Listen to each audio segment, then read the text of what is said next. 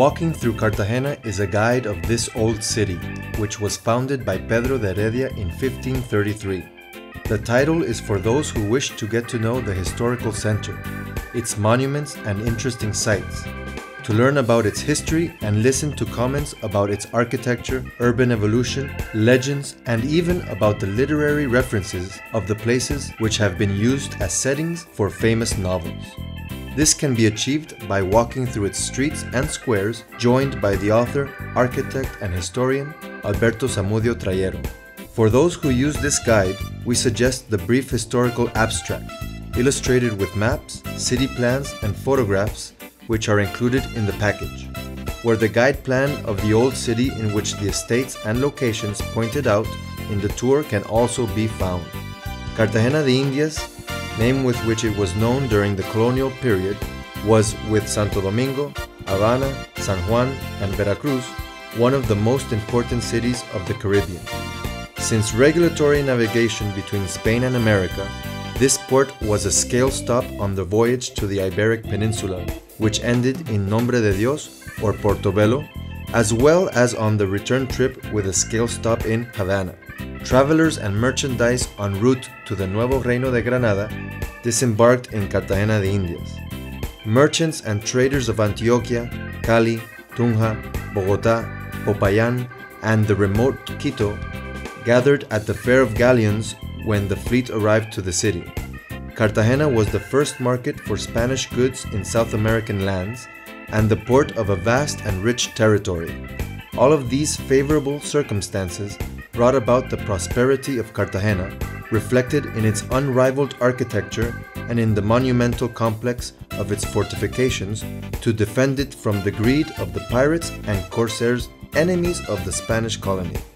These attributes distinguish it today as one of the most beautiful cities of the Caribbean and therefore one of the touristic destinations in Latin America of highest demand. Welcome to Cartagena de Indias.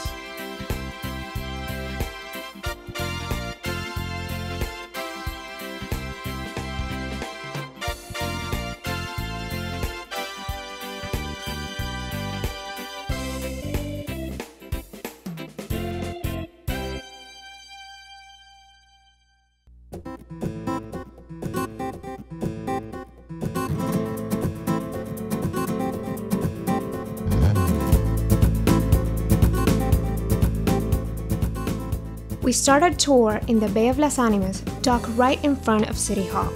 In the shores of this bay, right between the Caribbean Sea, which faces it up north, and the canals that surround it, rises the old Cartagena de Indias. In this same dock, nowadays, small boats settle back in the colonial days that Bahía de las Animas was used as the most important trading dock because of its position right outside the city doors. First, the dock was called Muelle Viejo, or Old Dock, and it settled where the Baluarte de San Ignacio stands. Throughout 1579, Governor Pedro Fernández de Bustos summoned for it to be built where the City Hall building stands, bringing up the name of Muelle Nuevo, which stands for New Dock.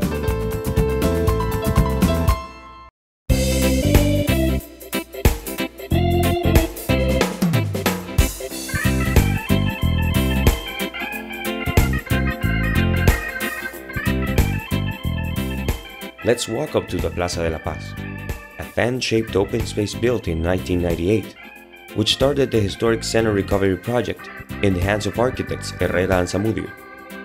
The square precedes the entrance to the old city through the Torre del Reloj, also called Boca del Puente, called this way because of the bridge that stood there over the Matuna Creek in the beginning of the gravel road which united the urban center with the outer bound of Getsemaní.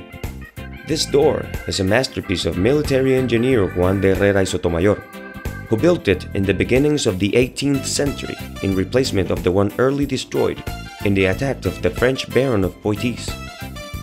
It holds the name of Torre del Reloj because of the clock installed in the 17th century, which weights used to fall through the inner hollow structure that still can be seen in the inner vault.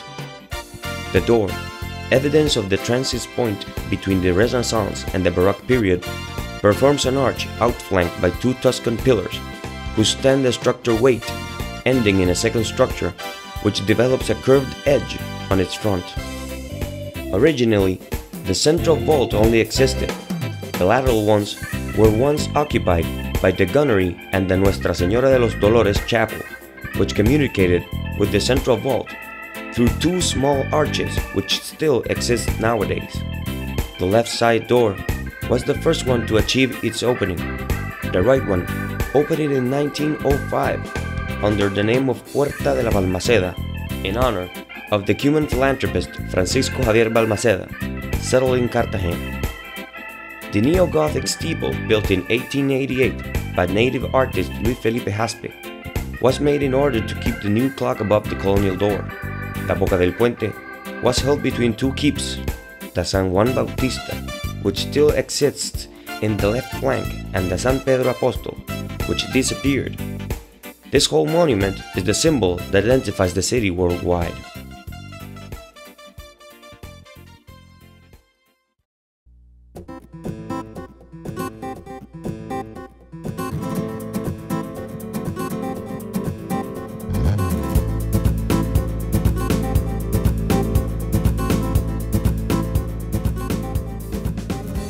In front of the Torre del Reloj, we find the Camellón de los Mártires, which holds its name because of the patriots executed in the same spot by order of Spanish commander Francisco Montalvo after the siege held by Pablo Morillo February 24, 1816. The siege has been the darkest episode in the city's history. The whole 106 days of hunger and horror that started on August 22, 1815, ended when 20,000 brave men and women abandoned the city without surrender, facing a certain death. Cartagena witnessed the death of 8,000 of their own. Of those who left through sea, half of them never came back to their soil. Some deceased during the journey to other lands, and some during the fierce independent battles led by Simón Bolívar, the Libertador. The Camellón occupies the place where the connecting road between Getsemaní and Cartagena stood, making way over the Matuna Creek.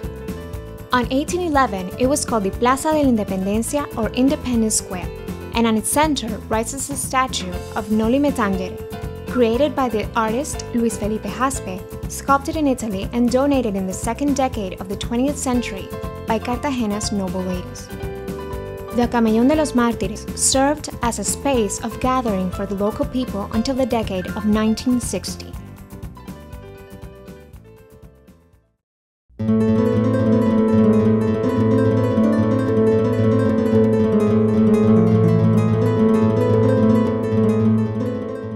Besides the Camellón de los Mártires stands the Parque del Centenario, built in 1911 as a memorial of the 100th anniversary of the city's independence.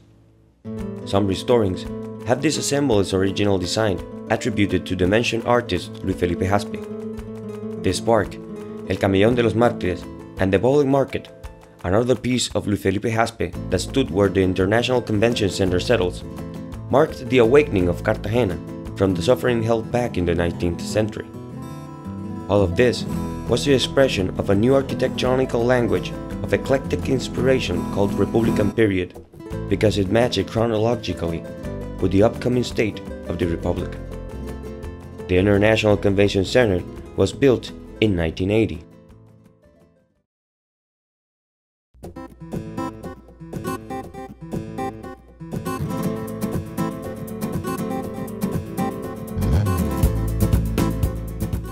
Entering through the Boca del Puente, we find the Plaza de los Coches. This square has had many names. First, it was called the Plaza del Juez, or Square of the Judge, because, as it is said, it held the judge Juan de Vadillo, who came to Cartagena in 1533 to settle Don Pedro de Heredia as the city's founder. In the same 16th century, it was called Plaza de la Hierba, or Herbal Square, because of the herbal essences that were sold for the cavalry stallion. It was also called Plaza del Rollo, or the Roll Square, because of the cylindrical-shaped stone standing in the square center, where public announcements were published and public punishments were held. Then it was named Plaza de los Esclavos because of the slave trading held there, and Plaza de los Mercaderes because of the relevant position it achieved in this sector. After, it was baptized Plaza de los Coches, or Square of the Carriages, because horses pulled carriages that used to be rented in this place. Although it's known still as Plaza de los Coches, its official name is Plaza del Ecuador in honor of her sister nation because of the Frontiers and Close Treaty signed in 1921.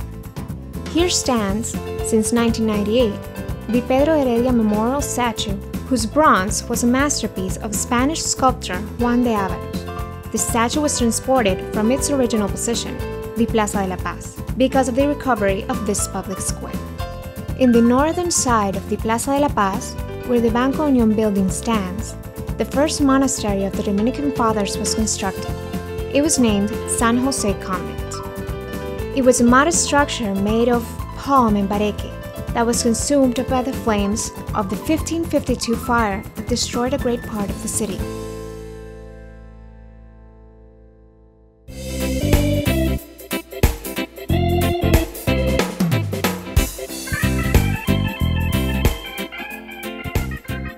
Through the western side of the Plaza de los Coches appears the Portal de los Dulces, one of the most emblematic sites of the city, which name comes upon the selling of typical molasses and sweets since the early days. Here, Fermina Daza, from Garcia Marquez's novel Loving the Times of Cholera, went with her lady sweet vendors who sat behind her huge stands. She bucked 6 sweets from each kind, pointing with her fingers at them as she struggled against the rising noise of the place. 6 cabellitos de ángel, 6 conservitas de leche, 6 ladrillos de ajonjolí, 6 alfajores de yuca, 6 diabolinos, 6 piononos, 6 bocaditos de reina, 6 of this and 6 of the other, 6 of everything that she threw in her basket held by her maid with an irresistible grace.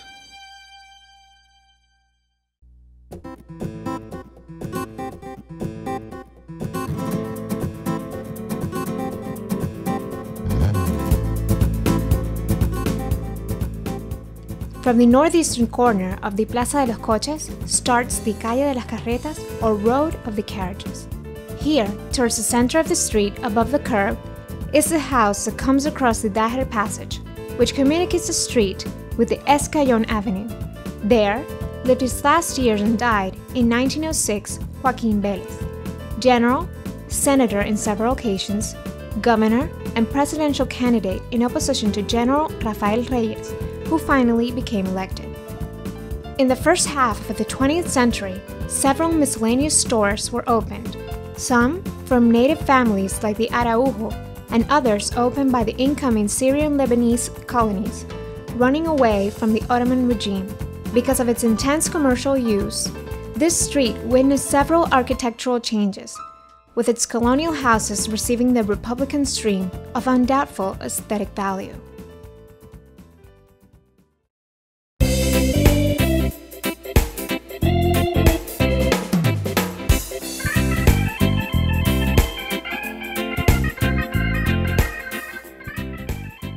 We keep on our tour through the Portocarrero Street, named after the city's forefather, Pedro Portocarrero. It was named before the Street of the Green Cannon because of the old weapon that stood in the corner of this and the Calle del Colegio in the 3rd decade of the 20th century.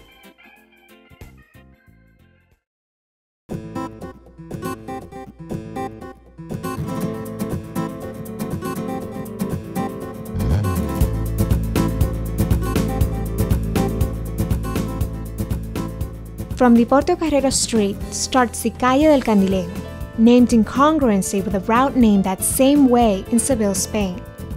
Furtive, original street, just built in grace for Don Juan Tenorio, quoted one of her well-known local poets, Luis Carlos Lopez. In the corner of Portocarrero and Roman Street rises one of the finest examples of Cartagena's Republican architecture, a building designed by the exquisite taste of amateur architect Pedro Malavé for the headquarters of the old trading company of Rafael del Castillo.